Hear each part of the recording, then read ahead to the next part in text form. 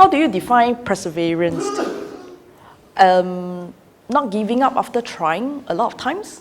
And for my case, is after trying and failed at 2 miscarriages, do you still want to continue? So this is my story. I got married in 2004, wanting to have some personal time with my husband. So I actually thought we could hold our child making plan for 2-3 years. So we had our honeymoon period before we even try. A few years down the road, I realized, we still didn't conceive. So I thought, okay, probably we should do something. So we went to see a gynae. In 2010, we went through the IUI procedure, but nothing happened. So we thought, okay, why not? Let's just not waste any more time, and we jumped straight into IVF. I was lucky. I conceived on the first round, so I was very happy. I thought, okay, that's it. Let's get kickstart. Everything went well. Normal nauseous, normal rounds of sleepiness, tired. Then when I come into second trimester, I thought, okay, here I go again. I can go about with my work. I can juggle my pregnancies, everything as per normal. Then it was until one night when I was having my dinner, my water bag just burst. In fact, I didn't even know that was the water bag. I still went to shower before I rushed to A&E. When I rushed to A&E, the gynae told me the bad news. I had dilated. And to make things worse, the baby boy leg was actually protruding out. So I was put strictly on bed rest for 2 days just to see how it moved. Sadly, 2 days later, I was forced to deliver because infection sets in, and the baby boy descended into delivery position, so I couldn't hold, and I was forced to deliver at 23 weeks of gestation. So at 23 weeks of gestation is almost a zero chance of survival, because even at 24 weeks, there's only 50%. So you can imagine a few days difference really matters that much. So looking at my boy, he just passed away shortly, despite I delivered him alive. And there was nothing medically that we can do. So of course, we asked a lot of questions. We asked, why did it happen? Is there any signal that I missed? Is there anything that I've done wrongly? I asked my gynae, I searched through portals, motherhood, forums. I called my friends, I asked everyone that I know. But nothing came significant.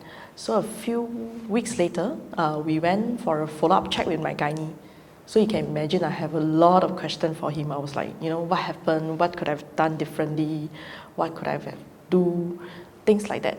But he gave me just 3 reasons. First, it could be due to a bacterial infection that can happen anytime, anywhere. Second, it could be a medical condition called cervical incompetence, which obviously I didn't know what was that back then. And third is things happen for a reason, and we don't know what's the reason. I was like, oh great. So I'm back to square one. Something happened, and I didn't even know what was the reason exactly to it. So not giving up, I went back again, search online, surf everything, like, what we always like to do, Google in the middle of the night, 2, 3 a.m. I'm still Googling, trying to find out any answers.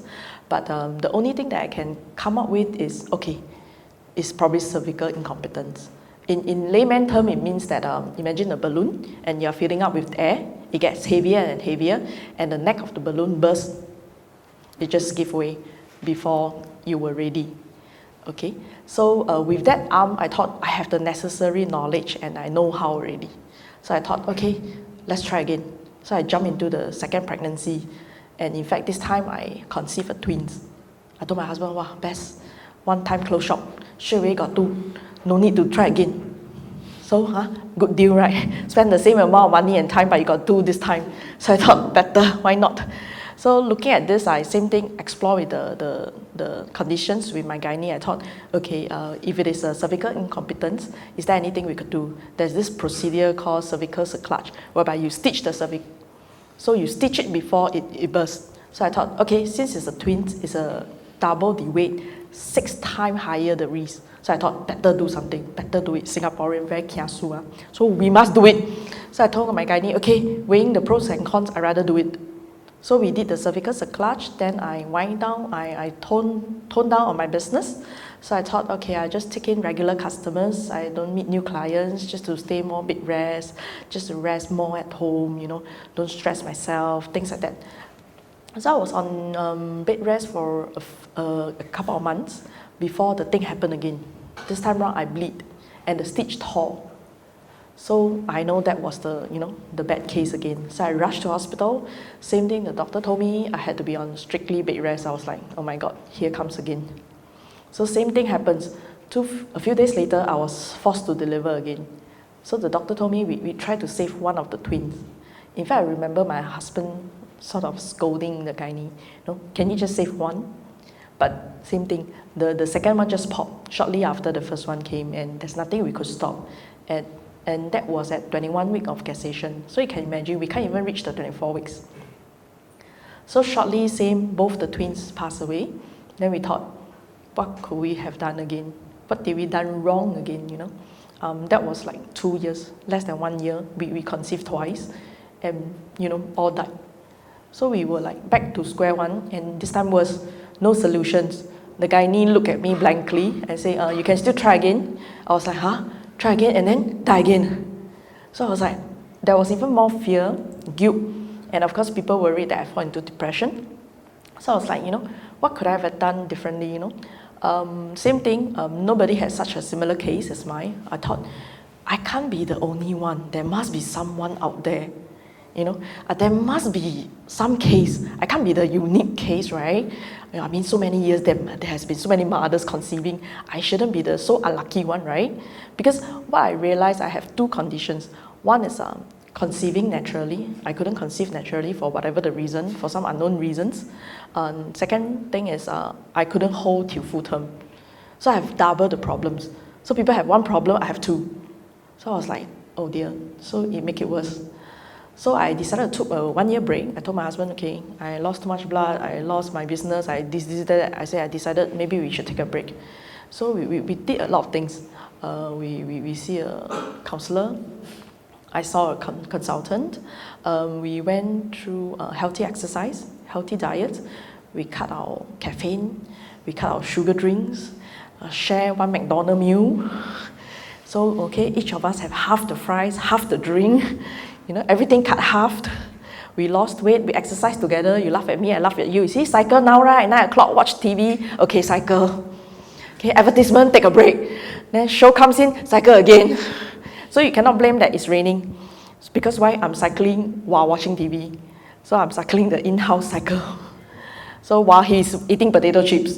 So I was like, how helpful, Okay, tomorrow you better go swimming or you better go do something. So we shared a lot of things together. We sort of encourage each other to exercise. So 1 year later, we thought we were ready, but then somehow I say, maybe we have 1 more year lah. Okay, we see how it goes. Then everybody was commenting, you're not getting young, biological clock works against you. Why you want to wait 1 more year, You never conceived naturally for 10 years already. What made you think this year could be the year, But for my case, is I accepted new faith. So I thought, okay, never mind, let's try, wait 1 more year.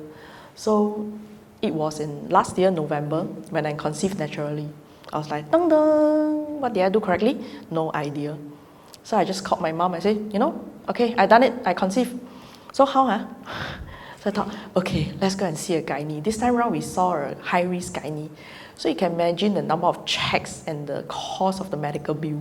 In 1 month, we have to see 3 doctors, and each bills, the total bills amount to about 1,000 per month. So you can imagine it's probably half a person's salary already. So we were like, how much is it going to hold until it's a 10-month pregnancy? Every month 1,000, 10 months 10,000 already. We're having a bit stressed here. And we just changed a new car. So we thought, oh no, now I got to slow down my business. We got new expenses and more expenses piling up. What can I do? So we thought, okay, never mind, we take things at a time. So it was discovered that I have this condition as well called gestational diabetic, whereby you have to cut down on carbo. So I thought, okay, people have to gain weight in pregnancy. I have to control my weight during pregnancy. So people eat and eat. I have to, watch what I eat and count calories. And then also to measure my blood sugar. So I thought that isn't bad enough. People was given the privilege. Now is the time I can get fat. For my case, now is the time I must control my weight. So I thought, okay, never mind. As long as I can conceive and deliver a healthy baby, everything is worthwhile. So throughout the whole journey, I was very blessed. A lot of friends encouraged me, supported me, and yeah, I still deliver, but a premature baby. I actually deliver at 35 weeks. So same thing. things, I have some contraction pain, and it was like 7 p.m. I have contraction pain, 9 p.m. I was already in hospital, and by 11 I already delivered. So the gynae told me like, wow ma'am, your one very fast leh. We thought we can send you home for the night, or maybe 2 days later you come back. I say, the next hour you're already back again. So I thought, yeah, mine was always fast and furious, cannot wait. So that was my journey, but I'm thankful after all this, I managed to still look at my work. After I had my baby, I thought all the more, I need to work, because now I need to support my baby with milk powder, diapers, more cost again. But this time around is of course a different joy lah, because now you have a newborn baby. So everything you do, you find that it's more worthwhile. Of course, you still have your lack of sleep, whereby you're waking up a few hours just to check on him, things like that. And for my case is after every journey, I realized it's something to share. Initially, when I first miscarried, I wrote the first book, which is To Baby with Love. This is the first book. So I thought it's just a personal memory for me, until I sell the book and I realized everyone is curious about it and wanted to share with me their journey. So that's how, after the second miscarriage, I wrote the second book, which is Lost and Found. So I realized despite a personal journey, a lot of people have such challenges as well, either with conceiving naturally or even to hold their babies to full term. That's why I hope that is to encourage everyone, if doing a dream, if you have a dream, pursue it. Even it means that it doesn't needs to get you rich, it doesn't need to get you successful, but it makes you happy. I mean, that is all is worthwhile already. So if having a child is what you want, then you go and do it. I have seen a lot of ladies who have quit their job, or even just exercise or getting a healthy diet just to conceive and to deliver. So if that is your dream, pursue it, and so that you don't leave it to regret. That's all. Thank you.